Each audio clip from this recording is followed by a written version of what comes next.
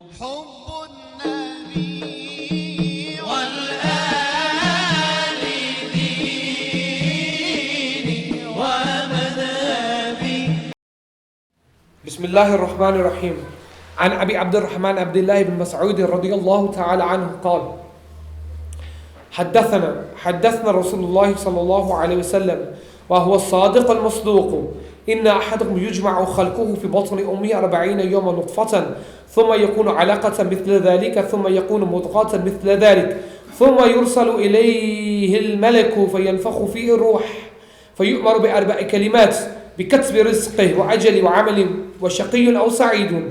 فوالذي لا إله غيره إن أحدكم ليعمل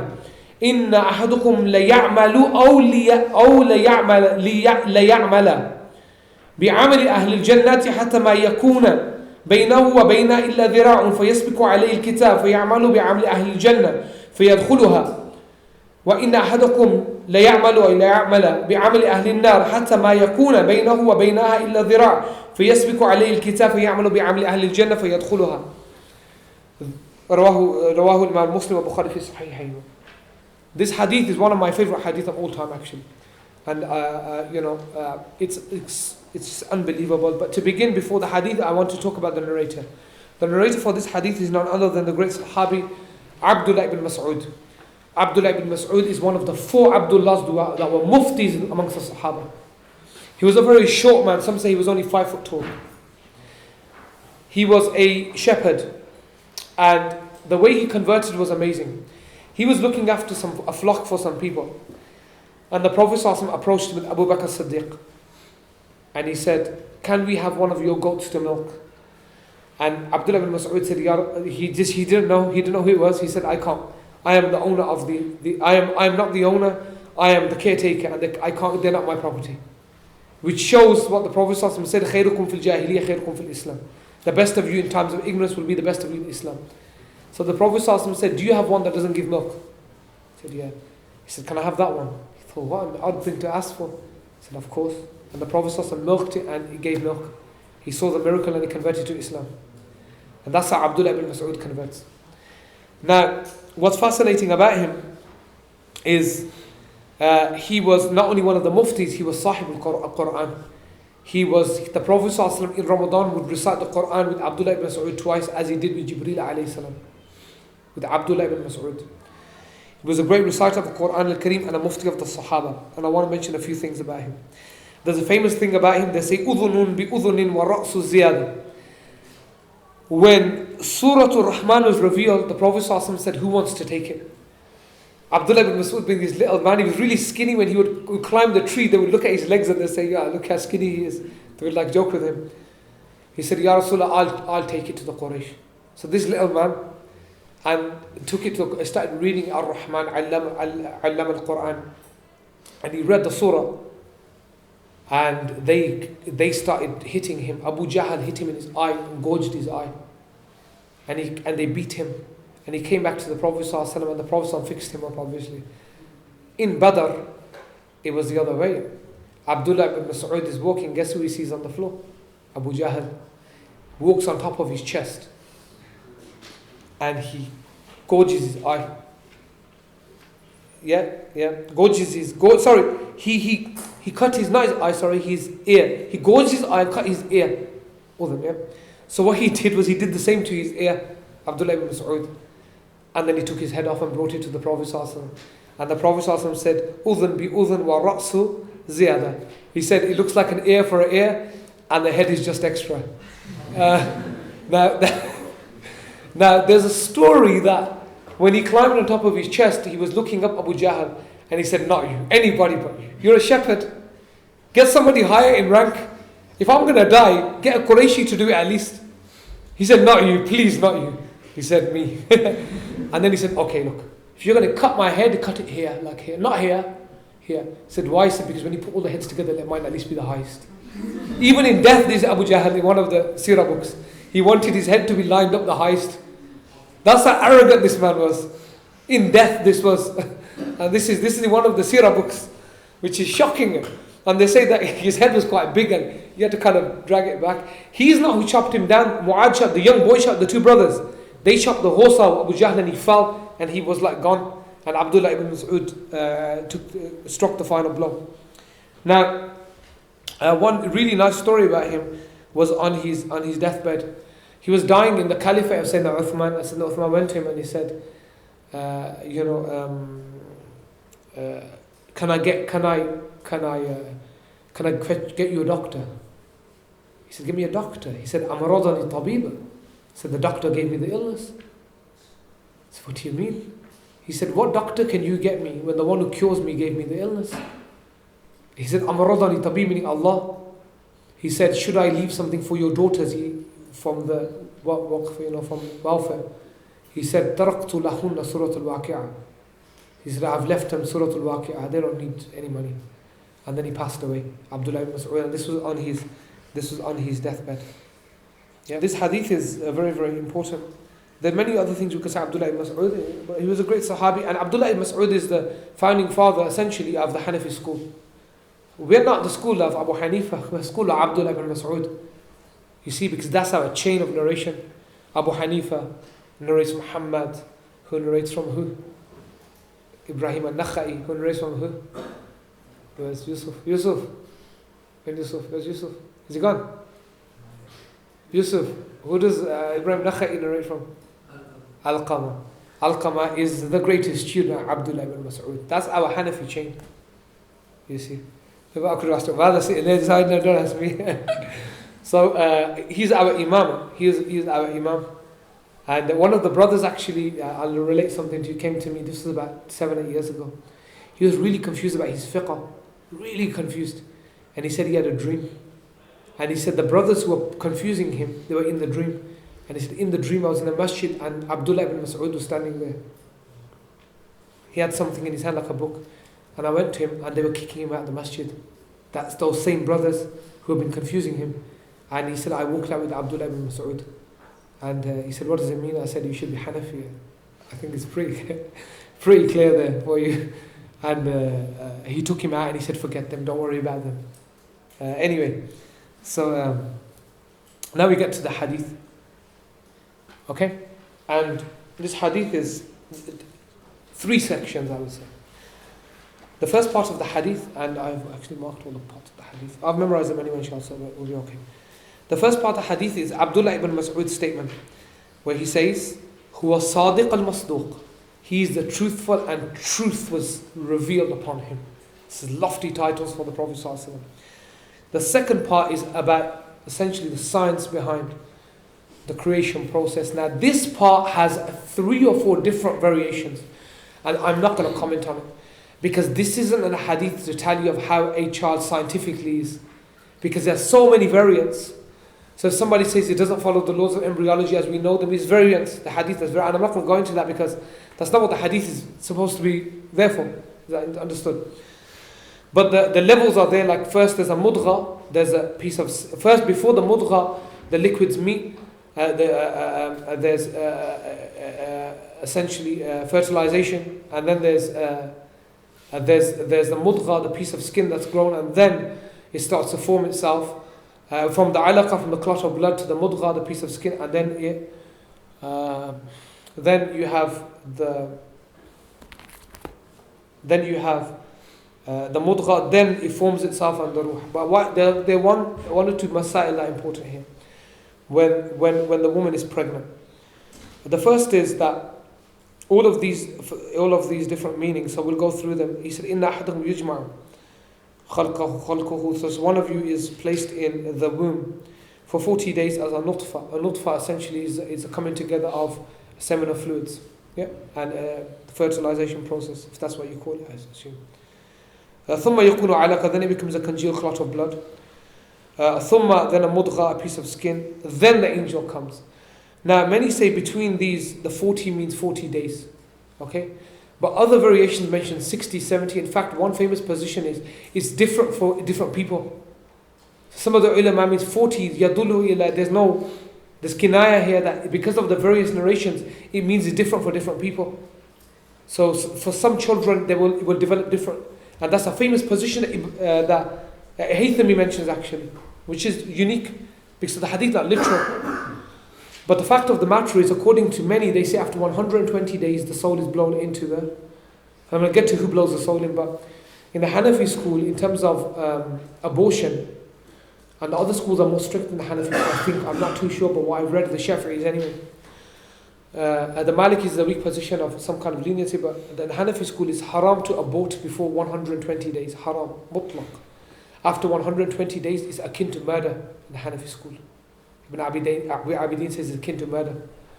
And he says that the only reason a woman can abort before 120 days is if there's a genuine threat to her life, a genuine threat to her future health, in that she will be essentially disabled, or a genuine, those two he mentioned. And he said that can even be true after 120 days even. He said then she will require a fatwa from a qadi, a judge, and then that can be placed. But that's the only way that those can be. So there is, in many, there is it's not like it's black and white.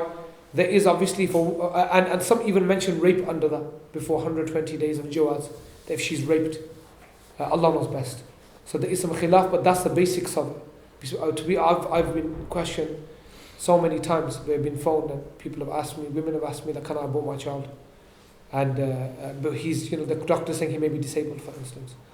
Or my husband doesn't want another child and he wants me to abort the child. A man puts a woman into that state and then says, why are you pregnant? The irony. It's shocking. So anyway, and it's a sign of the Day of Judgment. The mass abortion takes place. Mass abortion takes place. Now, so I'm not going to comment on that particular part. I'm going to comment on the second and the last part, or the third and the fourth part. The angel. Ibn Hajar al-Haythami, I'll just quote it, says that there's a special angel that's allotted, a muwakkil, just to blow in. A special angel allotted to blow the soul in.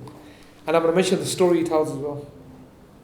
Sorry, I have to look down yeah, there was an earwig last time in there. Don't ask how it got in. Everybody needs to get somewhere. Maybe seeking shelter. Keep it well.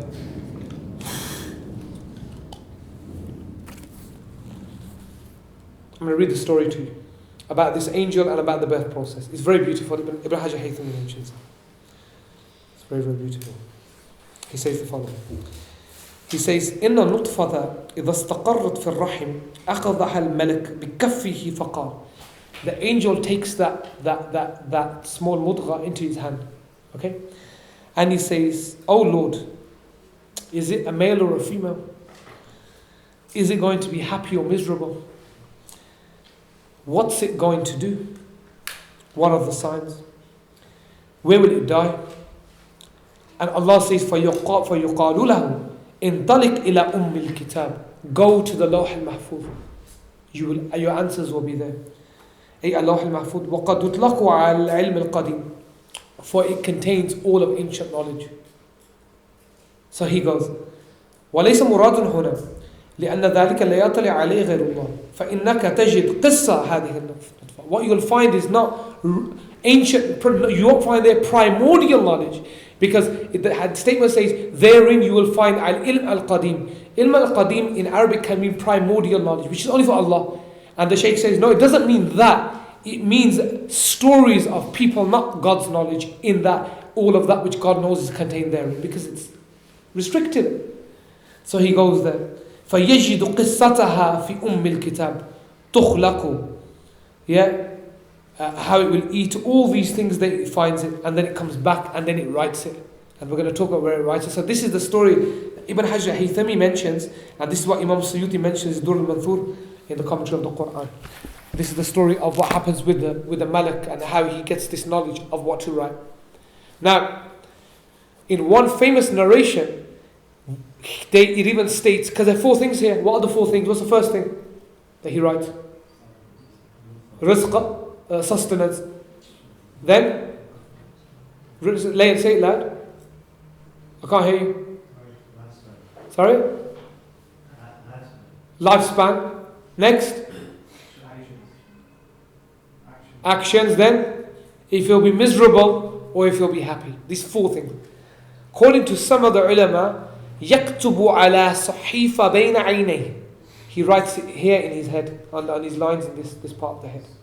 So when you do this, children even have them. This Botox is going to take this right away. So they say that the awliya sometimes were given knowledge. Even Ibn Jawziyah mentions this, Qayyim in his Madarij al-Salikin, that the awliya sometimes are given knowledge and the destiny is written, and that's when they see it here in the person's forehead, in the lines. Others say it's written in the lines of the hands, but nobody knows it. You see, so Allah knows best because they're distinct. You're born like that. They are amazing. You're born with the lines. Allah knows, but it's written on the body, they say somewhere. But the most famous here on the forehead. On the forehead, it's Imam Nawawi, I forgot to tell you a story. He was a little boy and he woke up and he ran upstairs and he woke his parents up. And they said, "What's the matter?" He said, "The living room is full of light." He said, "I can see light everywhere." They ran downstairs and they looked, they couldn't see anything. He said, "Where?" He said, "It's everywhere." And guess what night it was? The 27th of Ramadan. And they said, "We realized that it's Laylatul Qadr." So anyway, see this insight of the awliya, they see, you see. They see these, even in Madarij al-Salikin, really oddly, Ibn Qayyim al-Jawziyah narrates that Ibn Taymiyyah knew of the Tartar invasion because he could see on the Lawh al-Mahfuz. Imagine it. So, anyway, so he writes now these four things. Now, the problem here is how do we how do we understand what this all means, you see, because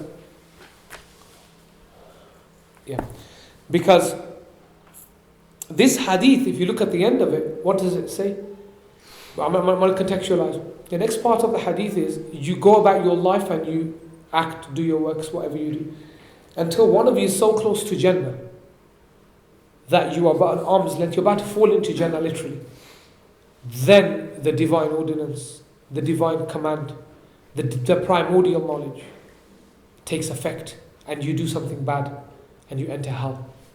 And between a man and Jahannam is but an arm's length, and then he does something good and enters heaven. You're going to say, but that's not even fair. How does that even work? I do good all my life, and then for yasbiqu alayhi al-kitab, then what God ordained. This is very important. People have problems with this. What Ibn Hajar says and what Imam Dimyati says is very, very similar. And they say the following. They say, look, God, I'm going to get to the real point in a second, but they first answer the question. This question that you're thinking of is an old question. All the famous commentators mention this. And they say it's a non-starter. There's no question there. They say God exists outside of time and space. He does not look at events in linear terms. It's not one event after the other. So when God created you, He already knew everything that was going to happen within your linear time. Now, the tablet is changeable. Get this right here. This is very important. Okay? Destiny is two types. One is called taqdeer mubram and the other is called taqdeer mu'allaq. The ulama say that one is the divine destiny, only God knows, nobody else knows. What we call al-ilm al-qadim, primordial knowledge. Only God knows. So when you're going to die, they say it's not on the law, according to some. Now they say only God has the ilm. Nobody else knows when that's going to happen. God knows every single thing. They say what's on the law is called the suspended destiny, that it can change. And the example they give is of Yunus alayhi salam, that when the people chased him away and he went in his boat and the whale came, and Yunus ibn Matta alayhi salam, and he was in the belly of the whale and he made dua to Allah, I'll return if you forgive me. And then the whale spat him out after some time and he went back, and Allah says, if you had not turned to me, you would have remained there until the day of judgment. They say that's what's on the tablet, i.e. the option 1 and the option 2. And then your dua can essentially change that. That's what's on the law. And the angels do not know beyond that. But as for the divine primordial knowledge, what we call the primordial knowledge, God knows that whether we like it or not. And what's very important is the following, that people say, oh, that's not free will. That's completely different. Will and knowledge are two different things. You being able to do something and God knowing what you're going to do are different. I'll give you one example. In atheism, belief of atheists do not believe in free will, even themselves. Because I'll ask you a simple question. Do you have any control over your lives? You don't. Everything that we do is due to something external. We're contingent beings. I'll give you an example as a simple, although maybe a poor example. What colour is for boys? What colour is for girls? Did you have any free will in that? You were socially engineered to believe that. You do not even have free will over what you like to eat, because you've been socially engineered to like certain foods. Your entire life is governed by an external source, whether we like it or not. The job that we're in, that we do, there was some influence in our lives that led us to that job. This ultimate free will doesn't exist in that sense. There's always some type of influence or governance. So why people have a problem when God decrees something, or when nature decrees something, or circumstance decrees, I don't understand. And especially considering God is not finite, God is infinite outside of time and space, which makes much more sense of God knowing it. But will and knowledge are completely different. And the example that Ibn Hajar gives actually is that he states that, let's say you have loads of children. And the example he gives, you have loads and loads of children, and they grow up, and you know them all of their lives. And if you give them, let's say, task ABC, you'll pretty much know what they're going to do, because you know what they're like. You know what they're like. He said, and that's just human experience will tell you that. And sometimes to a level of complete certainty that you definitely know what that person's going to do. Correct? You definitely know. If you go like that in front of a chicken, it thinks you got seeds in your hand. And that's like 100 in 100. Do you see? So he says that's human experience. Imagine the knowledge of God. You see, who is outside of time and space. So we can almost replicate that, a level of knowledge of certainty to about 98%, he's saying. So he said, what problem do we have? God knowing everything and how it's going to occur. Now, that being said, what about this action? How bad was it? How bad of a thing took you to hell, just one action? What could it have been? I sat with my teacher, Mufti Rasul Sa'idi. I was really upset about this hadith. I said, Hazrat, I said, dekhen, ye jo hadith, isme jo ek hi kaam hai, banda mar gaya. I said, one thing and you're finished. I said, how do you know what it is? And he said, what hadith? And I narrated the hadith to him. He said, Acha. And he didn't even flinch. He said, wo to riya hai. He said, that's showing off. I said, what do you mean? And I was a bit student. I was about 19 years old, like 20 years old. I was thinking that, how did he just pinpoint it? Like there must be 100,000 interpretations. But no, he was so like certain. He said, no, that's Riyah, don't worry about it. This is Riyah. Then when I started reading the Shuruhat, they say that's what they say. That action is basically that you are doing everything for other than God. And then that becomes manifest. And then it's game over. You see? So that it seems you've been doing good deeds all your life. Ibn Hajar says it divides into two categories. The person who remains Muslim and the person who becomes kafir. That a Muslim that was doing good deeds all of his life, and then he leaves Islam and he will enter Jahannam. And the Muslim who does good deeds all of his life, dies in Islam, enters Jahannam, but then through the shifa of the Prophet comes out. So it applies to both of them, Ibn Hajar says. So both for the Asi and the Kafir, and the Murtad, both of them it applies for. So, now moving on to, so he says, the majority says the Ri'ah is ostentation, showing off. Now, what was it that he did good? So I want to mention those things as well. And that's why I meant ostentation. The Prophet ﷺ says showing off is like is an ant, a black ant on the darkest night. You can't see. It's that like hidden. Shaitan makes you feel that way. One of the forms that he gives is that you want people to say good things about you all the time. Oh, go on, he's not talking about me. Say something good about me. Say something good. Like the man who's on the like sitting with another Shaykh, and the Shaykh is the one saying, MashaAllah, MashaAllah. He's so good. And he's like, Astaghfirullah. And then as he's going, and he like pokes it. He says, don't forget my fasting. And that's how it is. The Prophet ﷺ said, do not cut your brother's throat in front of him. Sayyidina Umar disallowed anybody praising anybody in front of them. It's one of the most damaging things you can do. And often they do it so that they get it reciprocated. In fact, one in front of Sayyidina Umar praised somebody and he said, you have killed him. قَتَلْتَهُ. He said, you've killed him. You see, I tell you a story about Sayyidina Umar. A man used to come outside of his house. And he used to stand outside. A man, normal man, outside the house of Amir, you know what we're talking about here. And he would say, Ya Amir al-Mu'mineen, Ya Amir al-Mu'mineen, ittaqillah. The ittaqillah is very, you only really say that when somebody does something wrong. And it was frowned upon. Because that's what the Khawarij said to Sayyidina Ali radiallahu anhu. Fear God. They called him a kafir. So he would stand outside, but he was a simple man. And Sayyidina Umar used to come outside, hug him and walk off. One day he stood outside and said, Ya Amir al-Mu'mineen, ittaqillah. And he went like this, he said, don't ever come outside my house again. And the guy was like, I come outside every day. He said, Ya Amir al-Mu'mineen, can I at least ask why? He said, today I woke up and I saw a grey hair. He said, enough is that a reminder that I'm going to die. I don't need you here anymore. You were my reminder before, but you've done your job.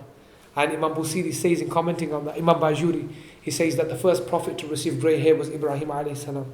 He said, Ya Allah, what is this? Allah said, this is waqar and pure gold for you. Allahumma zidni waqara, give me more than. He was the first prophet to get grey hair. So they talk about the benefits in the famous verse, إن اتحمت النصيح الشيبي في عدل والشيب أبعد في النصح عن التحم بصري, about grey hair, reminding you of death. That when they come, it means you're going. It's the early generations, a sign that you're close is grey hair. Whenever they saw grey hair, it was like they're worried. I'm looking around, so I'm looking at got grey hair as well. I've got, you can't see you can't see, I'm pretty jet black. I'm not a dye your beard guy. And I woke up about 3 years ago and I saw grey hair. And then I saw one and then one. And I've got more now, quite a few. I received in the space of 1 month about 15 grey hairs. A bad month for me. I have 2 in my beard. I think I have 7 on the left side and I have probably the same on the right side. When I count them, but they're coming in bunches. Yeah, I mean, Allah musta'an. But I hide them very well. The Prophet ﷺ, when he put oil on his beard and his hair, you couldn't see them anymore. How many grey hairs did he have? They counted them, the Sahaba. Of course, some 14, some 8. They used to sit there counting his grey hair. Look at the intricacy of, look how care. 1, 2. And they'll say, Ya Rasulullah, you've got a grey hair. Shayyabatni. Particular surah in mention. Imagine it. Look how meticulous they were counting his hair. Amazing. Now this hadith, let's talk about the good deed for the Asi. We're all sinners. What's the good deed? The bad one. I would say that from the other hadith we find that the good deed often is something that's not really looked at very carefully. I'll give you an example. A man came to the Prophet ﷺ and he said, Ya Rasulullah, I've done a very bad thing. He said, okay. And he didn't ask him why. And the Prophet ﷺ, this is how forgiving he was. I mentioned in London last week, a man came to me, Ya Rasulullah, I've committed adultery. So the Prophet ﷺ didn't want the had for him, didn't want the capital punishment. He said, so you've looked at a woman? He said, no, Ya Rasulullah, committed adultery. He said, you flirted with her. He said, Ya Rasulullah, no, committed adultery. He said, so you kissed her. He's saying to him, stop it, stop saying it. You're a witness against her. He said, Ya Rasulullah, no, committed adultery. He said, you touched her. He said, Ya Rasulullah, no, I committed adultery. He said, you had relations you didn't commit zina, but you had. So I said, no. And the Prophet ﷺ began to weep then. And he said, what have you left me to give you? He said, what have you left me? He says, I've got no rahmah to give you now. He was trying to tell him to be quiet. He said, for if you had stayed quiet and just asked for repentance, God would have forgiven you. He didn't want it. He was so reluctant that there was a woman and she came to the Prophet ﷺ and she said, I've committed adultery. He said, no, you haven't committed adultery, just go. There are no witnesses. She said, Ya Rasulullah, I'm pregnant. He said, well, you need to give birth, don't you just go away. She gives birth then. She said, Ya Rasulullah, I'm back. Because she wanted to be purified. And because that's the hadith, that the person who was given the had, the Prophet ﷺ said that in Jannah. So she said, Ya Rasulullah, I'm back. She said, the child needs a mother to suckle. And then one of the Sahaba stood and said, I'll look after the child. She's going to keep coming back, basically.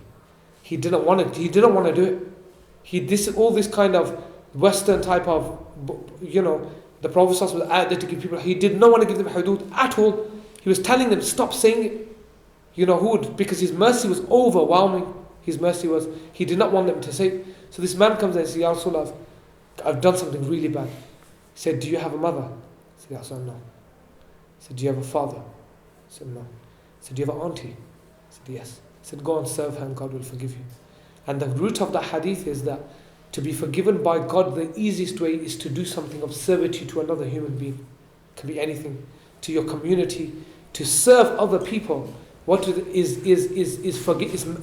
forgiven by Allah Jalla wa Ala. Yeah, you're forgiven. Because what do they say? They say, Sayyidul Qawmi khadimuhum, Khadimul Qawmi Sayyiduhum. According to some of the hadith, that the leader of the people is their servant. And in the narration, Sayyidul Zadi khadimuhum. When you go on a journey, the one who is a leader is the servant. He can't eat until they. So he's the khadim. To become a khidmah of the qawm. One of the great awliya said to me, he said the difference between us and animals is we serve. And he said we're servants. And he said when you take that away from a human being, nothing is left except an animal, he said. He said our job. And he said the servant doesn't ask why this or why that. He just does his job. Servant doesn't say why didn't you do this. He's a servant. He just does it upside down. All parents whose kids are in the youth program need to collect their children from the gym hall for lunch now. I'm very sorry, I can't interject that. You have the audio, I think. You have the audio. You can take the audio after, inshallah. And this is just some advice from myself to you and to myself firstly. You know, when we become khadims, it's all conditional. When we serve, we're like, oh, but I'm not getting paid for this. That's not servitude. Servitude is where you serve unconditionally. You may be paid for your job, that's fine. But serving, we have to take a lot.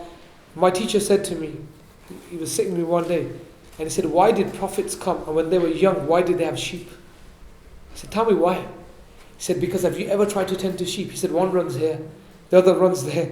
You have running behind you. He said, that's what the qawm is like.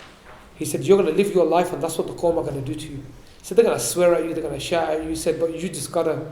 He said, that's how it is. You can't. The Prophet ﷺ said in the hadith, they said to the Prophet ﷺ, they said, Ya Rasulullah, why don't you have a kingdom like Sulaiman? Where's your kingdom? You could ask Allah to give you a kingdom. Why don't you have a kingdom like Dawood? And the Prophet ﷺ said, لِكُلِّ نَبِيٍّ دَعْوَةٍ. Every Nabi was given one dua. And every Nabi used it. Every one of them used their dua in this earth. They said, Ya Rasulullah, what's your da'wah? What's your da'wah? What are you going to ask for? He said, I've kept mine for the day of judgment to save you. And that shows you that he took what he may have, he was gifted to him, he took it. He said, I've saved mine for you on the day of judgment, that because of me, because of my dua, I'll take all of you to heaven with me. So he shows you the profound mercy there. And that's what differentiates people. فَاقَ نَبِيِّينَ فِي خَلْقٍ وَفِي خُلُقٍ وَلَمْ يُدَانُوهُ فِي عِلْمٍ وَلَا كَرَمٍ. He surpassed all the prophets in creation and in nobility or in external perfection. And none of them surpassed him. So, now, the end of this hadith about the act. So that's what khidmah is, probably one of the easiest ways. This hadith is about what? It's about having a good ending, correct? Husnul Khatimah. Husnul Khatimah. The great, some of the ulama say, وَقَالَ بَعْضُهُمْ, that to keep away from a bad ending, i.e. if you want to not have a bad ending, you don't want to be the latter in this or the former in this hadith, there are 4 things you must avoid. 4 things. 4 things cause you to have a bad ending. The first is at-tahawun bis-salah, to be lazy in your prayer. Causes su'ul khatimah, a bad ending. First thing. Yeah. The second is shurbul khamar, to drink alcohol. Second thing. The third thing, adhal muslimin, to harm another believer. Anyway, to harm another believer can result in the person having a bad ending. The last one, uququl walidain, to not fulfill the rights of your parents. We've already, remember I said I'm going to connect it back to the original statement that I made. And he quotes a narration, Imam Dimyat. He said there was a man did you get all four? Yeah. The first one is to be lazy in the prayer. The second, to drink alcohol. The third, to harm Muslims. And the fourth, to not uphold respect for the parents. We're not talking about when they break Sharia and things like that. So in the time of the Prophet ﷺ, وَرُوِيَ أَنَّ رَجْلٌ جَاءَ لِلنَّبِيِّ عَلَيْهِ الصَّلَاةُ. A man came to the Prophet ﷺ panicking. He said, Ya Rasulullah, there's a young man. قَدْ احْتَصَرَ. He's going. He's going to die. Yeah? And we told him to say La ilaha illallah and he won't come out of his mouth. And the Prophet ﷺ said, why did he not say it in his lifetime? I mean, is he not a Muslim? He said, yes, he is, but he can't say it. So the Prophet ﷺ went to him and he said, say La ilaha illallah. He said, La astati an aqulaha. I can't say it. He won't come out of my mouth. And the Prophet ﷺ looked at him and he said, why? You know, they said, why to the Prophet ﷺ? He said, he said, why? And they said, the boy said, because I can't say it because I mistreated my mother. Walidati. So he said, Ahiyya, is she alive? And he said, Na'am. فَأَرْسَلُوا إِلَيْهَا. Yeah? And they caught, the Prophet ﷺ said, go bring her here to me. They brought her. He said, Ibnuka huwa, is he your son? She said, he's my son. قالت نعم. قال أرأيتي لو أن نارا أججت فقيل لك. He said, can't you see that? In one narration, he said, what's your issue? He said, he's favored his wife over me, and he never respected me, and he stopped talking to me. So the Prophet ﷺ said, forgive him. She said, no. And he said, get wood. And they lit the wood, and he said, throw him in to the Sahaba. And as soon as they grabbed him, she just screamed. And she said, what are you doing? And he said, Ibnuka huwa, is he your son? And she said, yes. He said, where? And the Prophet ﷺ said, where you're sending him is much worse. Where you're sending him is much worse. And then she forgave him. And then he said, Ya ghulam, qul la ilaha illallah. فقال la ilaha illallah. Yeah? And then the Prophet ﷺ said, Alhamdulillahi alladhi anqadhahu min an-nar. Yeah?